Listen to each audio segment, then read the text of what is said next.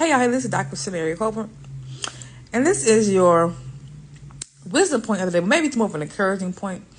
All throughout the night, I heard the Lord say, there is nothing hidden that will not be revealed. There is nothing hidden that will not be revealed. And then he reminded me of Ezekiel 33:11. God does not take pleasure in the downfall of the wicked, but he will orchestrate circumstances that will cause their hearts to turn back towards him.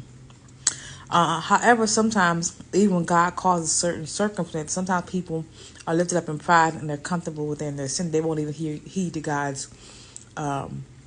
orchestrating these painful circumstances.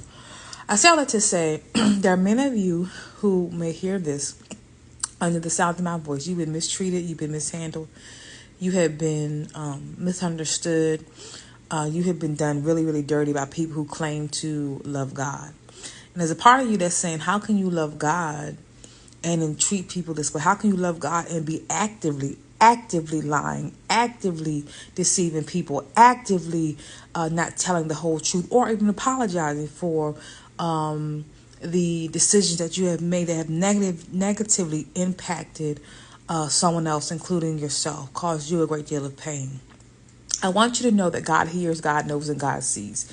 He has already warned them, and they had not heeded to the warning of God.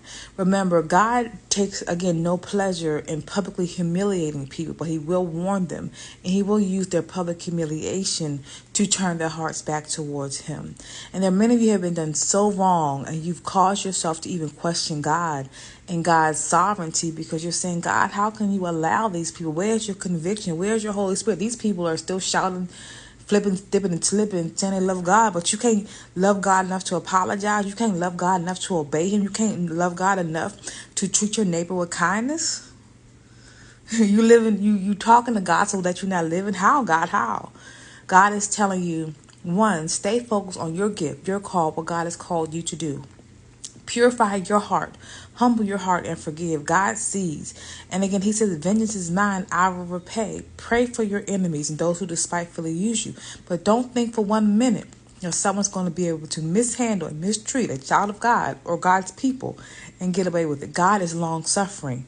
People most of the time are not. Saul, why are you persecuting me? Not why are you persecuting my church? Why are you persecuting me? Let it go. Forgive. But they about to get publicly exposed. You've been warned. Love you much. Go to therapy. Bye.